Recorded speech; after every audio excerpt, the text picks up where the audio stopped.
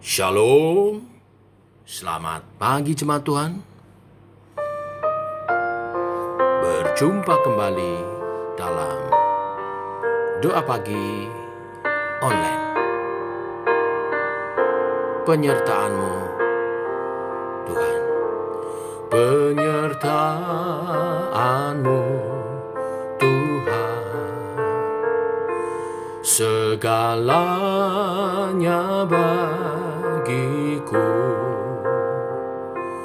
hadir-Mu di hidupku,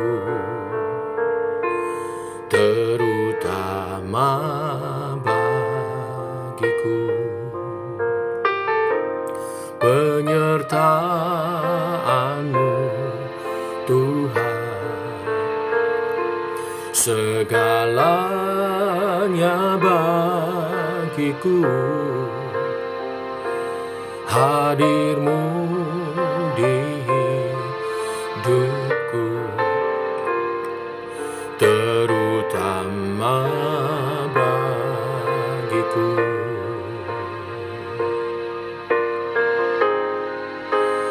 Anugerah-Mu,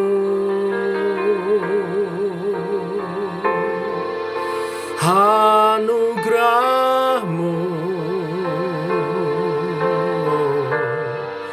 semua karena anugerah-Mu,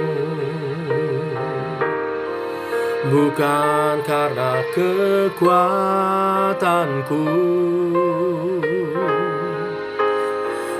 Anugerah-Mu,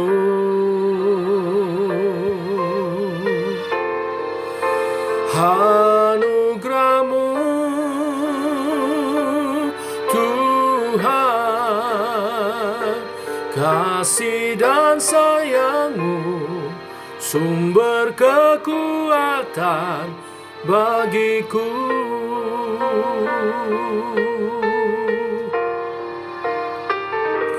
Penyertaan-Mu, Tuhan. Segalanya bagiku,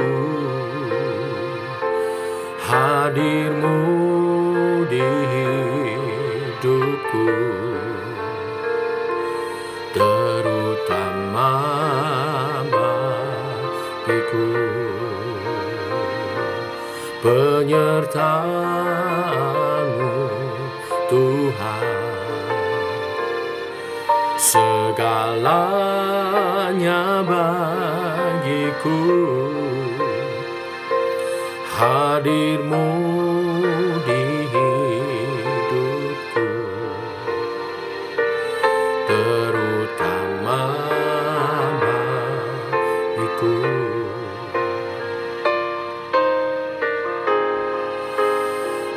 Anugerah-Mu,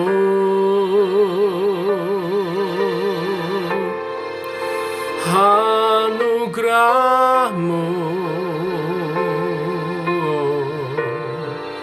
semua karena anugerah-Mu, bukan karena kekuatanku.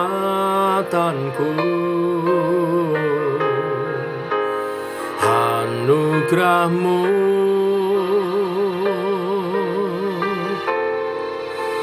anugerah-Mu,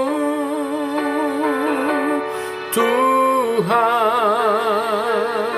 Kasih dan sayang-Mu, sumber kekuatan bagiku.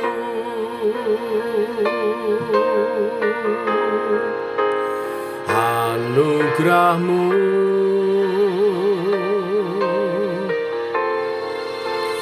anugerah-Mu, semua karena anugerah-Mu, bukan karena kekuatanku.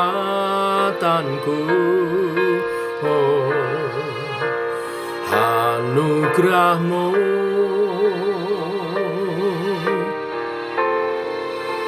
anugerah-Mu, Tuhan. Tuhan, kasih dan sayang-Mu sumber kekuatan bagiku.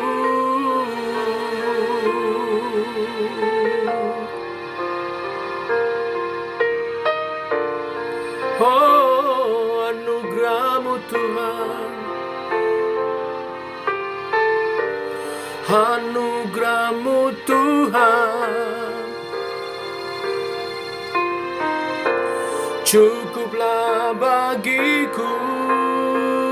Oh, anugerah-Mu Tuhan,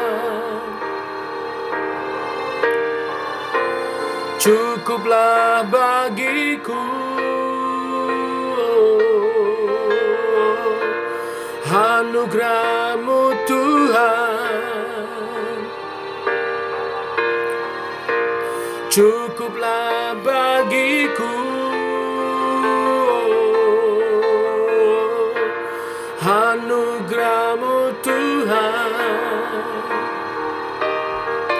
cukuplah bagiku. Anugerah-Mu Tuhan, oh, cukuplah bagiku.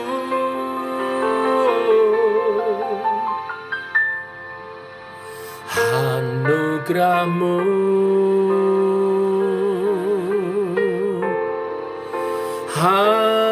anugerah-Mu, semua karena anugerah-Mu, bukan karena kekuatanku. Anugerah-Mu,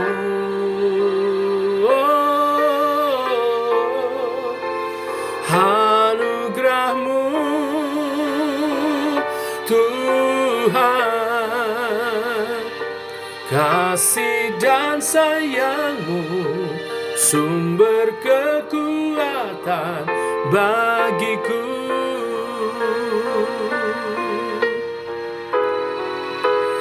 Anugerah-Mu,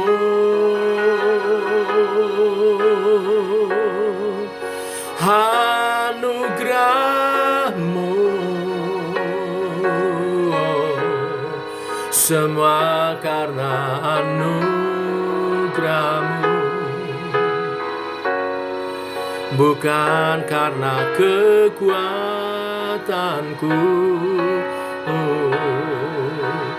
Anugerah-Mu, oh, anugerah-Mu Tuhan, kasih dan sayang-Mu sumber kekuatan bagiku.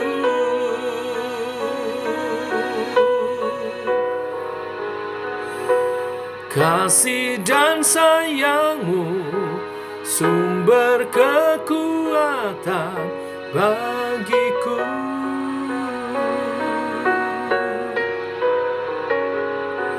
Kasih dan sayang-Mu sumber kekuatan bagiku.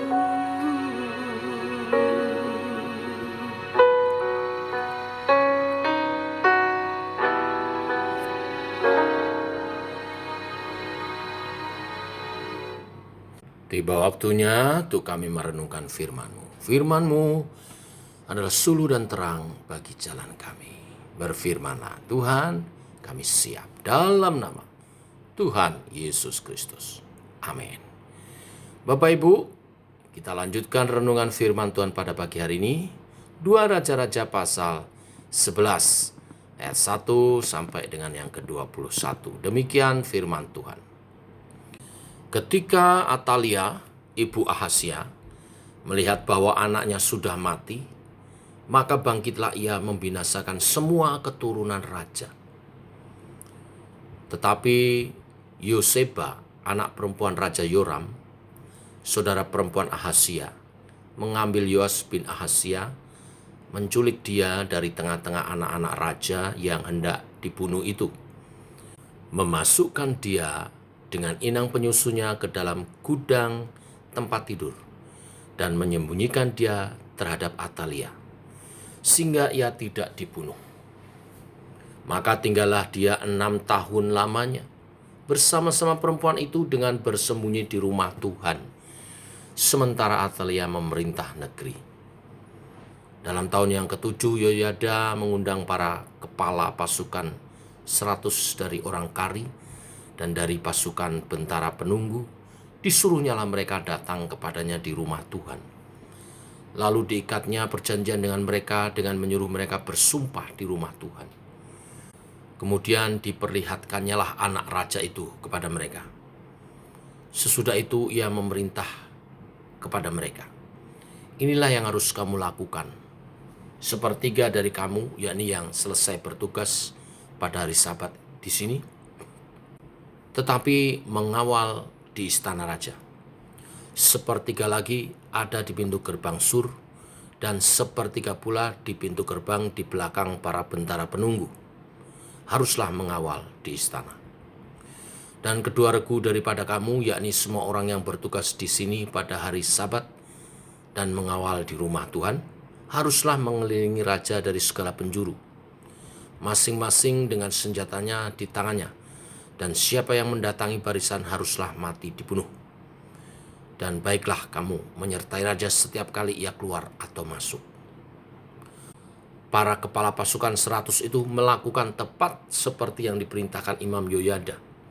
Masing-masing mengambil orang-orangnya yang selesai bertugas pada hari Sabat bersama-sama dengan orang-orang yang masuk bertugas pada hari itu. Lalu datanglah mereka kepada Imam Yoyada. Imam memberikan kepada para kepala pasukan 100 itu tombak-tombak dan perisai-perisai kepunyaan Raja Daud yang ada di rumah Tuhan. Kemudian para bentara itu masing-masing dengan senjatanya di tangannya mengambil tempatnya di lambung kanan sampai ke lambung kiri rumah itu dengan mengelilingi mezbah untuk melindungi raja. Sesudah itu Yoyada membawa anak raja itu keluar, mengenakan jejamang kepadanya dan memberikan hukum Allah kepadanya. Mereka menobatkan dia menjadi raja serta mengurapinya.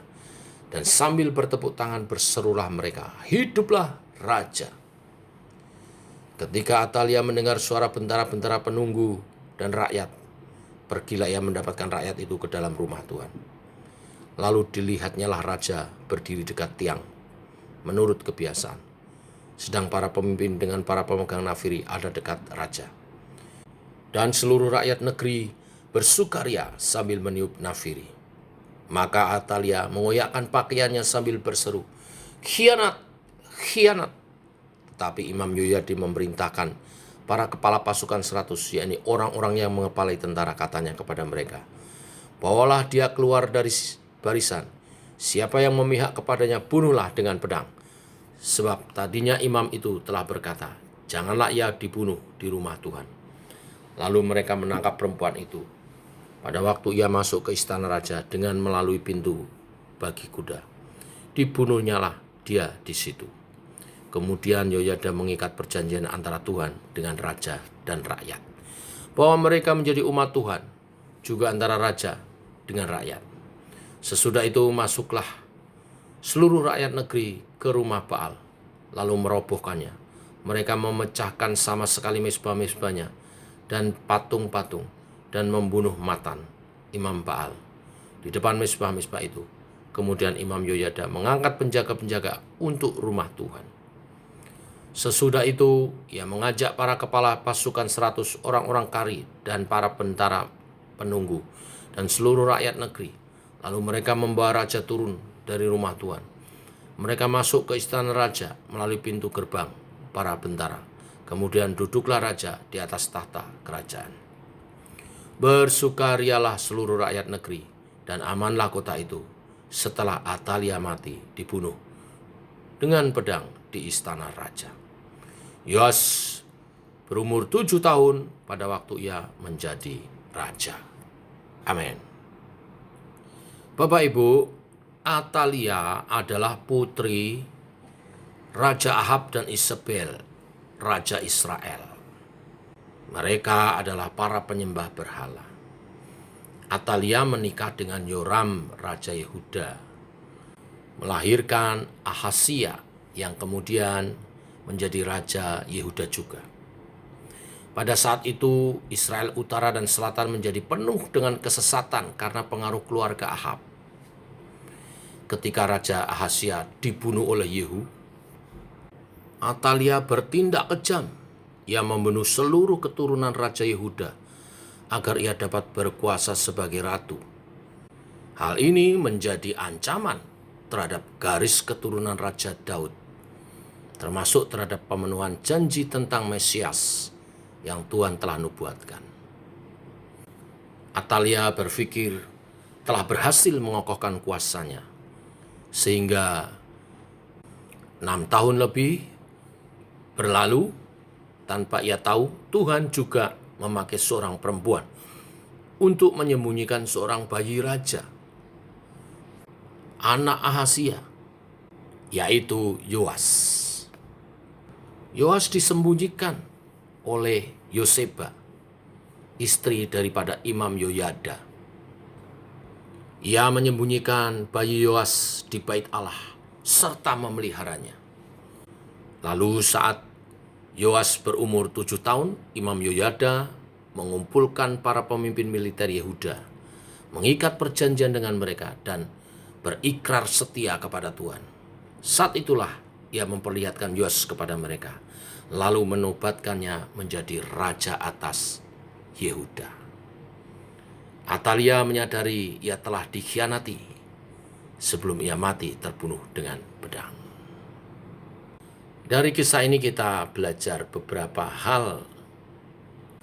Yang pertama tentang penjagaan Tuhan atas garis keturunan Raja Daud berkenaan dengan pemenuhan janji tentang Mesias.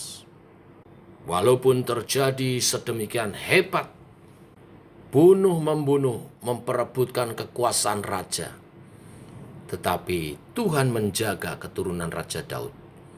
Karena Tuhan telah berjanji bahwa Mesias akan datang melalui keturunan Raja Daud, maka keturunan Raja Daud tidak pernah terputus sampai Mesias lahir, yaitu Yesus, Tuhan dan Juru Selamat kita.